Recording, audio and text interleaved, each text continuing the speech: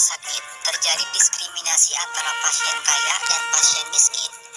Rumah sakit tersebut lebih tertarik melakukan tindakan operasi pasien kaya yang sakitnya tak seberapa dibandingkan pasien miskin yang jauh lebih membutuhkan tindakan operasi tersebut.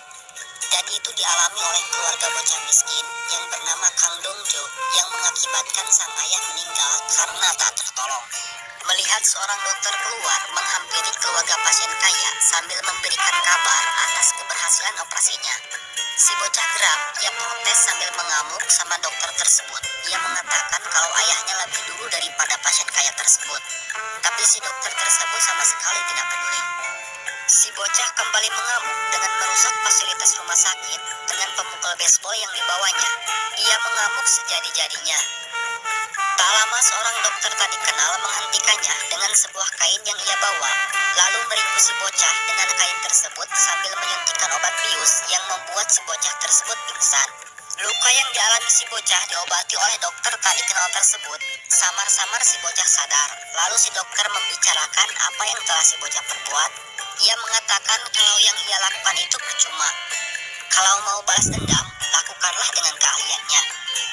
Mendengar itu, si bocah seolah mendapat pencerahan dan ia melihat sebuah name tag yang bertulisan Bu Yongju. Tanpa sadar si dokter tersebut sudah menghilang. Beberapa tahun setelahnya, si bocah Kang Dojo berubah menjadi seorang dokter ganteng, pintar, dan menjanjikan. Ia kembali ke rumah sakit yang pernah mengecewakannya. Di sana ia menjadi dokter magang di bawah bimbingan dokter muda dan cantik yang bernama Dr. Yong Seo. Di rumah sakit itu juga, Dr. Yong memperlihatkan aksi-aksi gilanya. Ia mendapatkan seorang pasien yang tertusuk sebuah besi yang masih tertancap. Tapi saat penanganannya, seorang bawahannya menyenggol pasien tersebut yang membuat besi yang menusuk badan pasien terlepas. Akibatnya, si pasien mengalami pendarahan hebat dan kritis. Dan itu sempat membuat Dr. Yon Seo Sok, seorang dokter ahli, menyuruh Dr. Yon Seo via telepon untuk menstabilkan kembali pasiennya sebelum ia ke sana.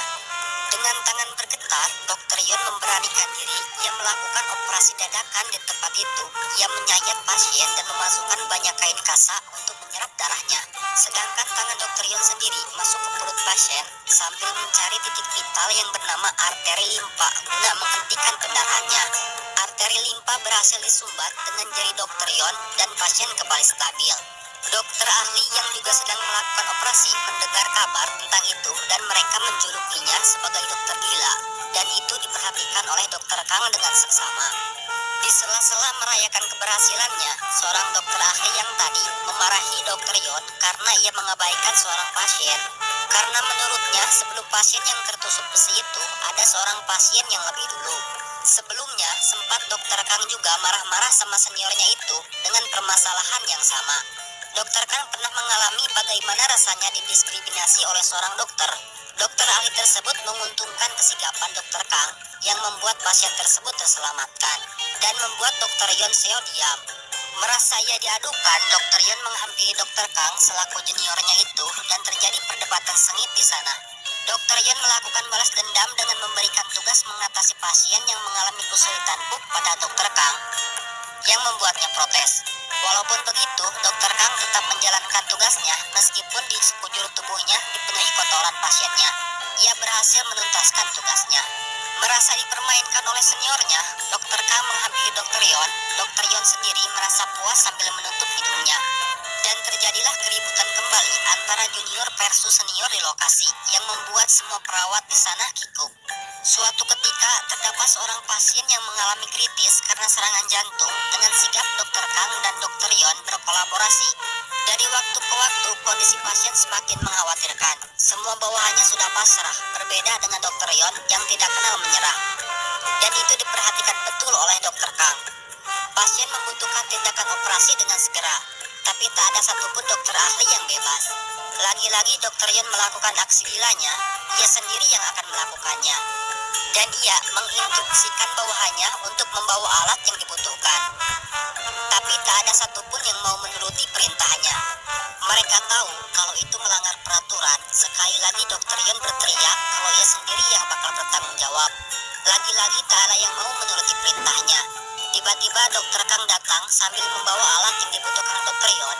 yang disambut protes rekannya. Dan pada akhirnya mereka luluh dan setuju untuk mendampingi Dr. Yon. Di ruangan operasi, Dr. Kang menjadi dokter pendamping Dr. Yong. Dengan tindakan cepat Dr. Yon, pasien berhasil diselamatkan. Melihat itu, rekan setimnya merasa senang dan bangga. Dan ternyata, dokter yang seharusnya melakukan operasi malah melakukan pesta makan-makan bersama dokter lainnya di sebuah rumah makan. Kurang ajar, bukan? Di suatu ruangan, Dr. Yun mendapatkan akibatnya. Dia ditendang oleh seorang dokter ahli akibat tindakannya itu, sambil sedikit membela diri. Dan itu diketahui oleh Dr. Kang. Dan kayaknya, Dr. Kang mulai menyukai Dr. Yon Seo. Itu dibuktikan dengan mencium Dr. Yon Seo secara mendadak yang membuatnya salah tingkah. Disinilah kisah dokter yang tadinya benci menjadi cinta dimulai. Dan ternyata, Dr. Yon Seo sudah mempunyai seorang kekasih yang berprofesi sebagai dokter juga di rumah sakit yang sama. Dan ia juga sempat dilamar oleh kekasihnya itu di sebuah mobil sebelum kecelakaan itu terjadi. Dr. Yon Seo dan kekasihnya ditabrak oleh sebuah truk. Dan kabar itu terdengar oleh Dr. Kang yang langsung panik. Dr. Yon terluka parah sedangkan kekasihnya terlihat baik-baik saja. Ia menyuruh Dr. Kang untuk mempersiapkan operasi yang akan dilakukannya. Tapi Dr. Kang menolak. Dr. Kang juga menyadari kalau kekasihnya Dr. Yon nyetir mobilnya sambil mabuk. Dan Dr. Kang menyuruh seorang suster untuk menyuruh dokter lain yang melakukannya. Di sebuah lift, Dr. Yon sadar ia menyuruh Dr. Kang untuk menolong kekasihnya karena ia tahu kalau kekasihnya sempat kepalanya terbentur dengan keras. Dan benar saja setelahnya kekasih Dr. Yon pingsan tak bernapas, yang membuat seorang suster dan Dr. Kang yang berada di sana panik. Sebelumnya, kekasih Dr. Yon sempat kepergok sedang berselingkuh dengan seorang suster oleh Dr. Kang. Kekasihnya meninggal yang membuat Dr. Yon frustasi dan meninggalkan rumah sakit tanpa pamit. Ia menyusuri hutan lebat sambil mengingat-ingat kebersamaan dengan kekasihnya yang sempat ia tolak lamarannya. Sebelum ia terpeleset dan jatuh pingsan dan ditolong oleh orang misterius. Sedangkan Dr. Kang sendiri, itu hari terakhir ia bisa melihat wanita yang disukainya.